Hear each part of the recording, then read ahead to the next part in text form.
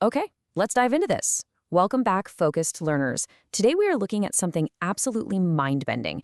We're unpacking this incredible set of texts called The Existential Monologues of Monsters and Machines. And I know, it sounds totally like pure fiction, right?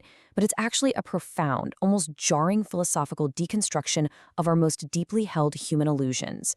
Throughout this explainer, we're going to explore this epic battle between chaotic randomness and planned order. And we're doing it through the highly unique perspectives of mythological and sci-fi creatures, because as it turns out, these monsters totally shatter our everyday assumptions about meaning, safety, and ultimately our own mortality. To get there, we're going to map out a descent into what we can call the funnel of chaos. We'll basically peel back the layers of our everyday assumptions until we hit the absolute bedrock of mortality. So here's our roadmap. 1. The illusion of order. 2. Entropy and the machine. 3. Ego and artificial constructs. 4. Predators of chaotic randomness. And finally, 5. Mortality and true nihilism. Let's get right into it. Section 1. The illusion of order. Deconstructing our artificial safety nets. We have to start by questioning the very foundations of human society. And this brilliantly illustrates exactly what we're talking about. Look at this stark juxtaposition. On one hand, we have our planned order. The comfortable little world we think we built. Our institutions, our collective safety nets, what the texts call our bureaucracies of hope. But on the other side, that's the raw reality these monsters actually experience. Chaotic randomness. We're talking pure survival, entropy, random evisceration, and just blind dumb luck. The core argument here is that we literally only built that first orderly reality to hide from the terrifying truth of the second one. The Allosaurus monologue really hits the nail on the head here. Imagine the perspective of an ancient apex predator looking at us today. To it, our massive societal systems are just a fragile joke, a complete artifice. We create these pages of promises and build endless bureaucracies of hopes. But why? It's just a mask. We're masking a fundamentally chaotic reality. We use symbols and paperwork to pretend we care, but out in the wild, these constructs mean absolutely nothing. Which brings us to Section 2. Entropy and the machine, the fairies' harvest of human drive. Let's take this down to the microscopic level. We really need to ground this heavy existential dread in a physical, scientific concept. Enter the fairy. But this isn't some magical woodland creature. The fairy embodies entropy. And not just regular thermodynamics, but existential entropy. It talks about literally stealing adenosine triphosphate, ATP, from humans who just don't need it anymore. It's the inevitable dissipation of unneeded energy, motivation, and optimism. The fairy is basically the fundamental, unseen mechanism that just turns off human drive when it's useless. And you know what? The fairy finds our human reactions absolutely hilarious. Why? Because we are so deeply delusional about it. We desperately want to believe we are special, that we are somehow distinct from other animals. We think we're way more than just robotic machines, right? We presume our optimism is this profound, magical force, totally ignoring the fact that our concentration and drive are constantly physically rotting away. The fairy is just laughing at us because we think we aren't just biological switches waiting to be flipped off. Just listen to this quote. It really captures that whole mechanical vibe.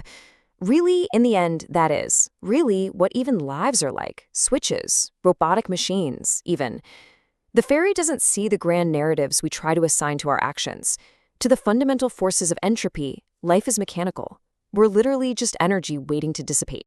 Moving even deeper into the funnel, Section 3, Ego and Artificial Constructs, the zombie's critique of corrupt collectives. So the crucial point is how all these completely different entities look at our so-called planned order and reach the exact same conclusion. It's a fragile, artificial fiction. The zombie looks at our collectives and sees nothing but corrupt ego masks prioritizing personal gain.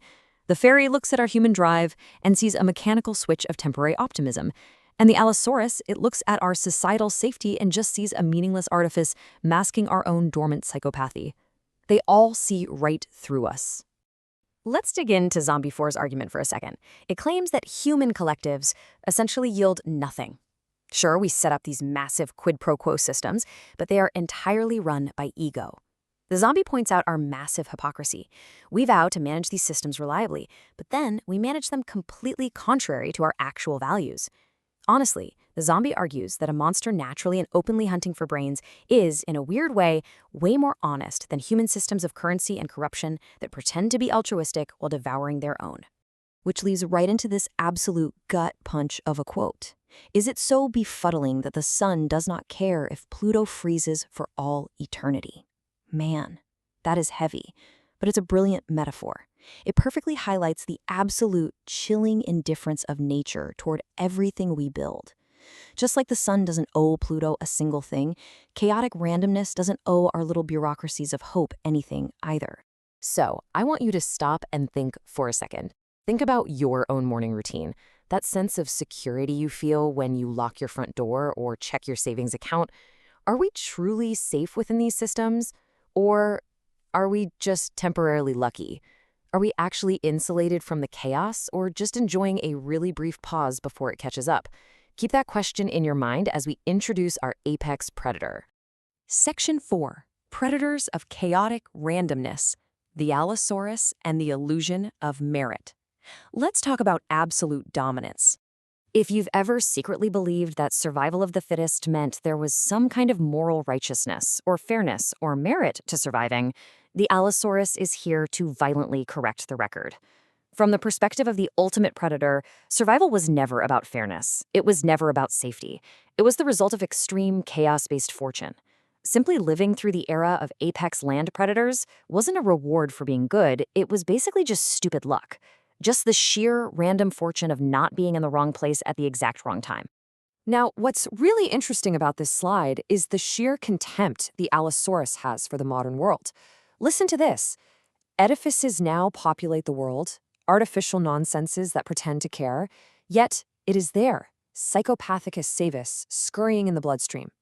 The Allosaurus is telling us we haven't escaped the jungle at all. We built these huge cities, these artificial nonsenses, sure. But that infernal gene of raw, vicious survival, that dormant psychopathy, it still lurks, right beneath our modern bureaucracies. The chaos is still inside us. And now we hit the very bottom of the funnel. Section 5. Mortality and True Nihilism. The giant alien's final realization. We are at the deepest layer now, where the giant alien strips away the very last of our comforts. To this being, our reliance on time and cohesive planning is a total, laughable delusion. We love to build virtual realities and complex legal systems to feel protected, but in the real, vicious, outside jungle of existence, there are no invisible force fields to prevent a giant from mauling you. When faced with the chaotic randomness of nature that has already decided our fate, all our attempts to project a safe, cohesive future are just, well, they're pathetic. The giant alien lays out 4 brutal truths for us. 1. Meaning only exists in the imagination. 2. Nature's chaotic randomness was decided long ago and is set in stone. 3. Our virtual safety nets simply do not exist out there in the physical world. And 4. Only death truly halts progress. It points out this fascinating trick of the human psyche. We will happily allow our long-term future to completely disintegrate just as long as the near present feels unthreatened. We happily ignore the approaching giant if it's just far enough away. So when all that progress, all that random destruction, and all those artificial constructs are finally and permanently halted, what's actually left? The alien defines it perfectly. Nihilism. The ultimate, inescapable nothingness. This is the absolute bedrock, the true, undeniable bottom of our philosophical descent today. Which leaves us with this final, provocative thought to wrap up today's explainer. When your artificial nonsenses inevitably fade away, and your temporary luck finally runs out, what truly remains beneath your illusions? Thanks for going down the rabbit hole with me on this one. Keep questioning those structures around you, and I'll catch you in the next explainer.